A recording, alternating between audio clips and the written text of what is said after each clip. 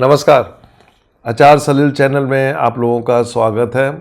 आज का वीडियो मैं पंजाब के ऊपर डिस्कस करूंगा। आपको ध्यान होगा कि पंजाब में मैंने कई वीडियोस दिए थे और मैंने बताया था कि 2023 में पंजाब में लॉ एंड ऑर्डर की प्रॉब्लम रहेगी और लॉ एंड ऑर्डर की प्रॉब्लम वहाँ पे काफ़ी शुरू हो गई है, जैसा मेरे फॉलोअर्स बता रहे हैं।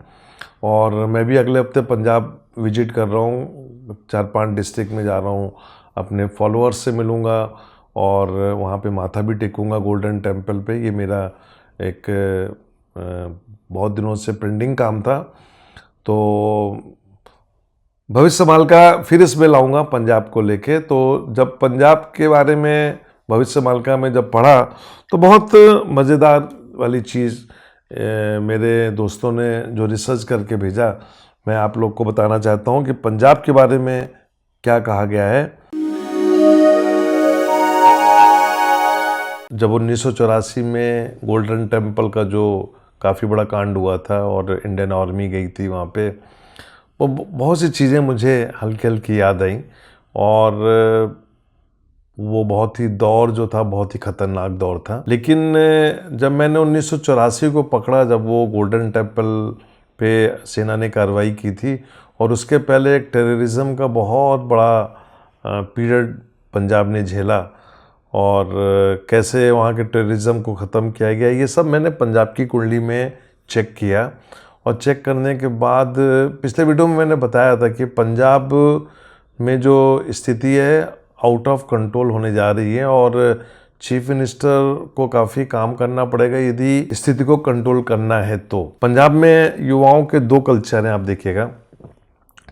पंजाब में हर घर से आपको एक युवा आपको पता लगेगा कि वो कनाडा में है या अमेरिका में नौकरी कर रहा है, और कहीं ना कहीं फिर कोई दूसरा युवा आपको नशा करते हुए पता लगेगा।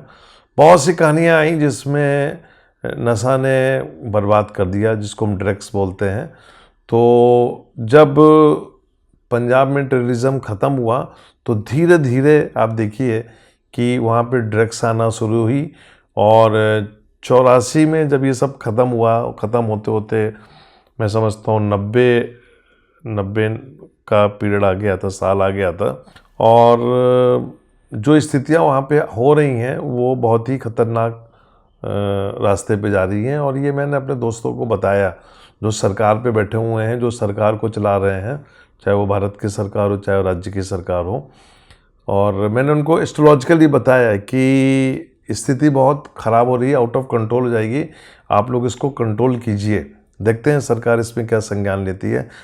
मैं कुंडली पे जाता हूँ तो पंजाब की कुंडली डिस्कस करेंगे। मैंने आज तक पंजाब की कुंडली डिस्कस नहीं करी है। कर्क लग्न की कुंडली है और लग्न में गुरु बैठा हुआ है, दूसरे घर में मंगल है, तीसरा घर खाली, चौथे घर में शुक्र, सूर्य और केतु, पांचवें घर में बुध, छठा घर खाली, सातवां खाली, आठवां खाली, नौवें घर में शनि वक्री, 10वें घर में राहु और 11वें घर में चंद्रमा, 12वां घर खाली। जो यहाँ पे मेन चीज़ पकड़ने वाली बात है वो ये है कि मंगल सिंह राशि में है और शनि जो है वो वक्री 9वें घर में बैठा हुआ है गुरु की राशि में, और गुरु लग्न में बैठा हुआ है। आपको काफ़ी गुरुद्वारे मिलेंगे। गुरु का मतलब गुरु, मैंने एक वीडियो दिया था गुरु नानक साहब के बारे में, आप लोग देखिएगा, बहुत अच्छा लगेगा आपको देख के, जो उनसे संवाद हुआ है उसको लेके। और शनि वक्री 9वें घर में, गुरु का लग्न में बैठना बहुत अच्छा है। ये गुरु लग्न में बैठ के 5वें घर को देखता है, 7वें घर को देखता है और 9वें घर को देखता है। तो इससे क्या होता है कि खेती आपकी अच्छी होती है। और गुरु 7वें घर को देखता है तो आप देखिए कि एक जो पार्टनरशिप होती है वो बहुत अच्छी होती है। और जब 9वें घर को देखता है गुरु तो भाग्य की उन्नति करता है। हालांकि इस समय मैं समझता हूँ कि पंजाब की स्थिति फाइनेंशियली बहुत कमज़ोर है और पिछले 10-15 सालों की जो सरकारें नहीं हैं, मैं समझता हूँ उन्होंने डेवलपमेंट में सही काम नहीं किया, इसलिए आज ये स्थिति है। और ख़ासतौर से मैं पंजाब की यदि फाइनेंशियली स्थिति देखूँ तो इनकम यदि 100 रुपये हैं तो खर्चे 200 रुपये ये इनका होरा चार्ट बताता है। 1975 से 1982 तक की जो दशा थी वो मंगल की महादशा थी। मंगल पंचमेश होके सिंह राशि में बैठा हुआ है और वहाँ से 5वें घर को देख रहा है, 8वें घर को देख रहा है और 9वें घर को देख रहा है। मतलब मंगल का शनि को देखना ये बहुत ही खतरनाक। और वर्तमान समय में यदि हम देखें तो शनि की महादशा, शनि वक्री है और वक्री होके 9वें घर में बैठे हुए हैं। इसको ध्यान में रखते हुए यदि मैं चीफ मिनिस्टर की कुंडली देखूं मिस्टर मान की, तो मान की कुंडली में जो मेन मुद्दे की बात यह है कि वर्तमान समय में इनकी चल रही है शनि की महादशा, और शनि की महादशा में जो इस समय ग्रहों की स्थिति है वो है शनि की महादशा में राहु का अंतर। और शनि और राहु जब भी कनेक्ट होते हैं प्रॉब्लम करते हैं।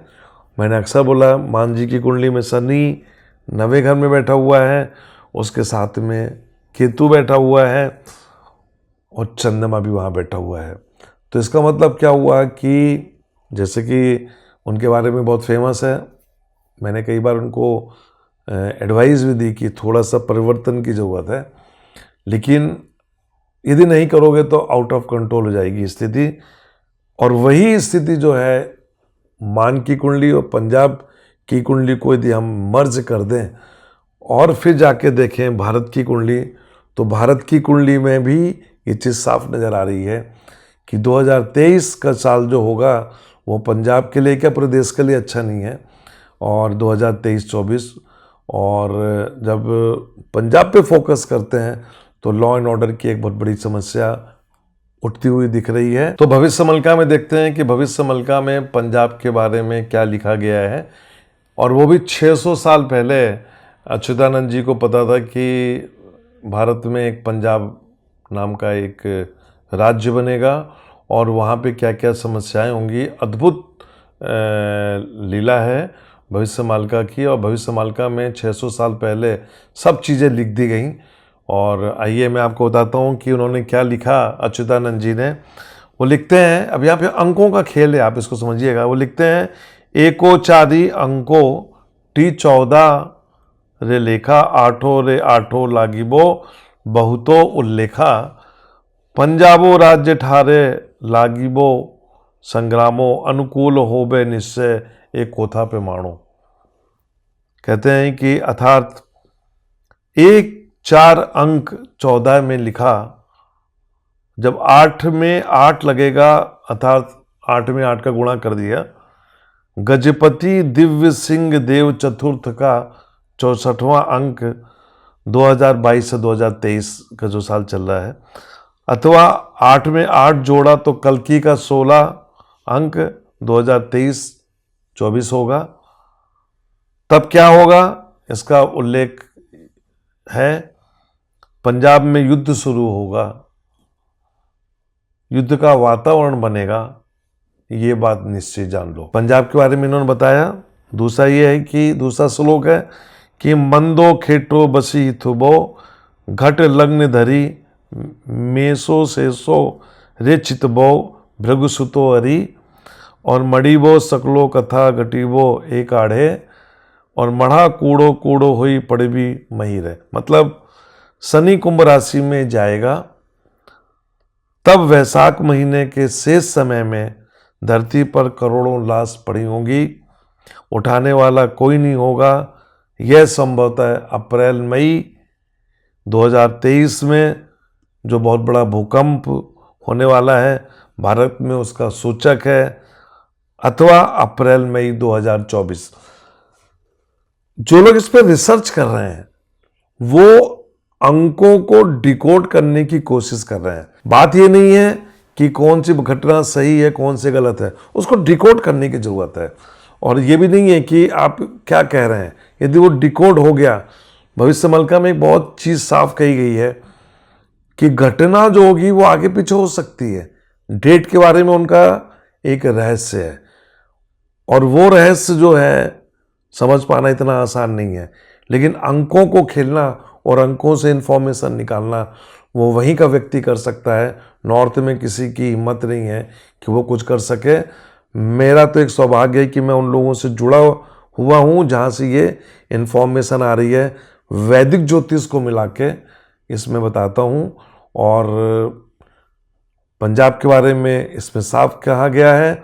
पंजाब के बारे में 1984 में जो हुआ वो भी उसमें कहा गया है, और इसमें ये भी कहा गया है कि सौराष्ट्र के लिए भी 2023 जो होगा बहुत संभल के चलने वाला होगा। इसका मतलब गुजरात में भी बहुत संभल के चलने वाला समय होगा, ये वक्त बताएगा।